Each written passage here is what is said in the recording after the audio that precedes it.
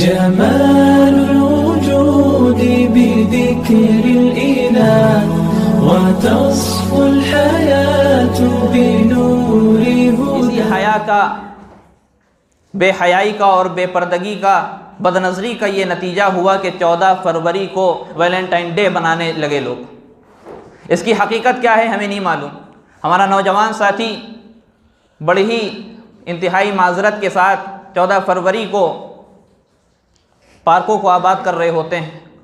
Garden کو آباد کر رہے ہوتے ہیں۔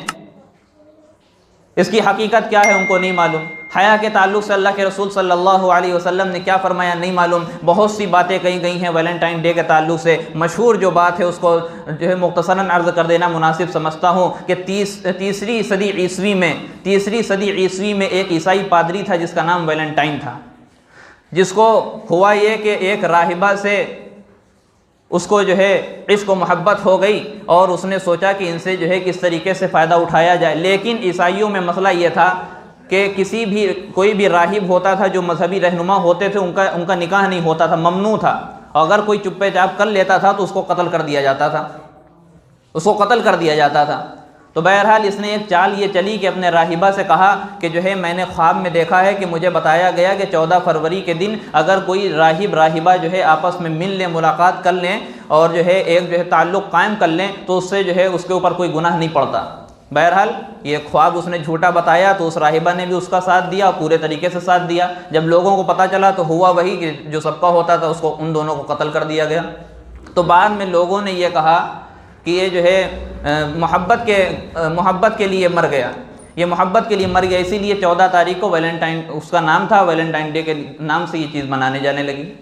اب لوگوں کو اس کا پورا جو ہے پیچھے کا جو بیک گراؤنڈ ہے اس چیز کے بارے میں معلومات نہیں ہے، اور اگر ہم کہہ رہے ہیں معلومات بھی ہے تو اس چیز کی منانے کی کیا ضرورت ہے؟ جس چیز میں حیا کو جو ہے ایک ایمان کا شعبہ قرار دیا گیا ہے، جس چیز میں بتایا کہ اسلام میں بتایا گیا ہے کہ جو ہے عورت کا سب سے بڑا زیور اس کا پردہ ہے، تو اس کو کیا ضرورت ہے الگ الگ جگہ جانے کی؟ اسلام تعلیم دیتا ہے کہ جب بھی بچے بالغ ہو جائیں تو ان کو نکاح کر دیا کرو تاکہ وہ غلط راستے کو نہ اختیار کریں، غلط راستے کو اختیار نہ کریں۔ اگر کوئی شخص غلط راستے کو اختیار کرتا ہے تو اس کو تو گناہ ہوگا ہی، ساتھ میں ان کے والدین کو بھی ہوگا، جس کی وجہ سے وہ جو ہے اپنے جائز خواہشات کو جائز جگہ جو ہے پوری نہیں کر پا رہا، حلال جگہ پوری نہیں کر پا رہا ہے۔ تو یہ ایک بہت بڑی نحوست ہے جو ہمارے معاشرے میں پھیل رہی ہے اور بہت تیزی کے ساتھ پھیل رہی ہے۔ اس میں ہمارا جو فرض ہونا چاہیے وہ ہماری ذمہ داری یہ ہونا چاہیے تھی کہ ہم ان چیزوں کو روکیں، ہم لوگوں کو روکیں، ہم لوگوں کو بتائیں، بے پردگی کے نقصانات بتائیں اور پردے کے فوائد بتائیں۔ شریعت مطہرہ نے پردے کے فوائد کو، بے پردگی کے نقصانات کو سامنے رکھ کر پردے کا حکم نازل کیا ہے، اور تجربہ بھی شاہد ہے اس چیز کا کہ جو ہے پردے سے دینی اور دنیاوی فائدے ہیں اور بے پردگی سے بے شمار نقصانات ہیں۔ لوگوں کو بتایا جانا چاہیے، غیر کو بتایا جانا چاہیے کہ اگر پردہ ہوگا تو بھیانک جرائم سے حفاظت ہوگی، اگر پردہ ہوگا تو فتنہ فساد کا دروازہ بند ہوگا، فواحشات، بدکاری، زناکاری کا دروازہ بند ہوگا، اگر پردہ ہوگا تو پاک دامن خواتین کا چہرہ اوباش اور بدکار لوگوں کی نظروں سے محفوظ رہے گا، اگر پردہ ہوگا تو پاک دامن خواتین کا چہرہ ان لوگوں کی نظروں سے محفوظ رہے گا اور انہی پاک دامن خواتین کا حسب و نسب پر کسی قسم کا داغ دھبا نہیں آئے گا، اگر پردہ ہوگا تو مرد و عورت کے عقل پر، ان کے دماغ پر، ان کے دل پر شیطان کا کسی طرح کا وسوسہ نہیں ہوگا، اگر پردہ ہوگا تو شریعت کے حکم پر عمل ہوگا، اگر پردہ ہوگا تو اللہ تعالیٰ کے احکام پر پابندی ہوگی، اور اگر پردہ ہوگا تو رسول پاک علیہ الصلاۃ والسلام نے جو حکم اور جو ترغیبات فرمائی حدیث پاک میں اس پر عمل ہوگا۔ یہ لوگوں کو بتانا چاہیے، ہمیں بتانا چاہیے کہ بے پردگی سے بھیانک جرائم کا دروازہ کھلتا ہے، ہمیں بتانا چاہیے کہ بے پردگی سے معاشرے اور خاندان کی بنیادوں کو ہلا کر رکھ دیتی ہے، بے پردگی سے جو ہے زناکاری، بدکاری، اس طرح کی تمام بیماریاں عام ہوتی ہیں، جس کی زندہ مثال یورپ اقوام میں موجود ہے کہ ہر سال بے شمار عورتیں ناجائز اور حرام بچوں کو جنم دیتی ہیں۔ بے پردگی سے شرم و حیا جاتی رہتی ہے، بے پردگی سے دل کی پاکیزگی ختم ہو جاتی ہے، بے پردگی سے عورتوں اور مردوں کے دلوں میں برے وساوس اور گندے خیالات پیدا ہوتے ہیں، نیز سب سے بڑھ کر شریعت اسلامیہ کا حکم ٹوٹتا ہے، خدا اور اس کا رسول ناراض ہوتا ہے۔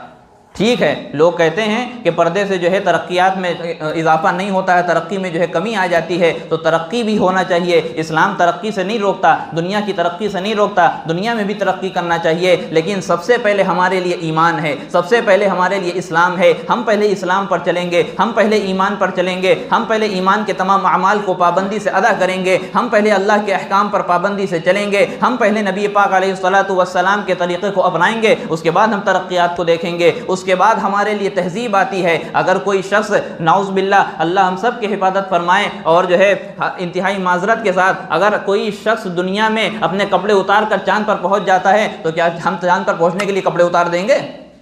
ہرگز ایسا نہیں کریں گے۔ کیوں؟ کیونکہ ہمارے لیے پہلے ایمان ہے، اس کے بعد تہذیب ہے، ادب ہے، ادب ہے۔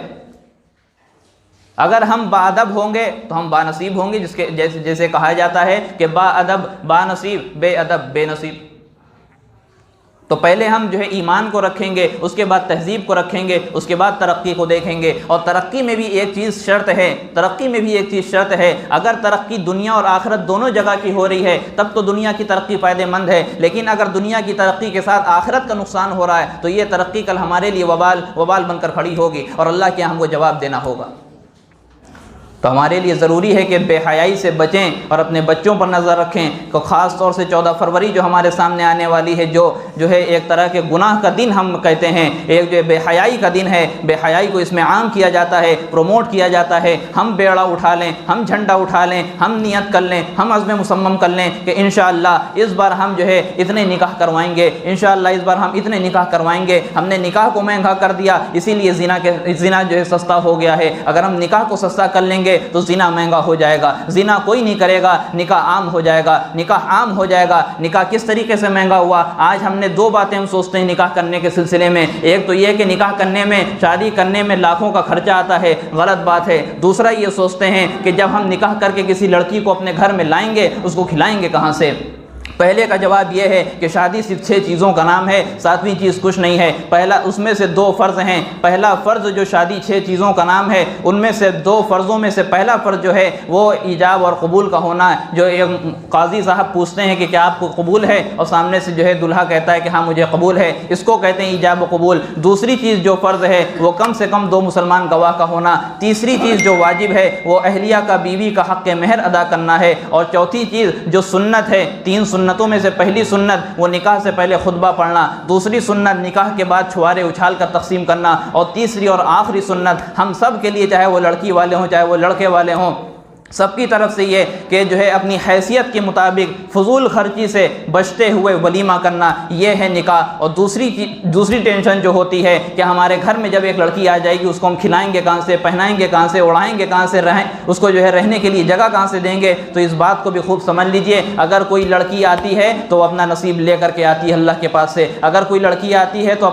اپنی قسمت کا، اپنی روزی روٹی کا مسئلہ اللہ کے سامنے سے حل کرا کر کے آتی ہے۔ کھاتی آپ کے دسترخوان سے ہے، ثواب آپ کو ملتا ہے، داد آپ کو ملتی ہے، تحسین آپ کو ملتی ہے، تعریف آپ کی ہوتی ہے، لیکن اپنا رزق اللہ کے پاس سے وہ لے کر کے آتی ہے۔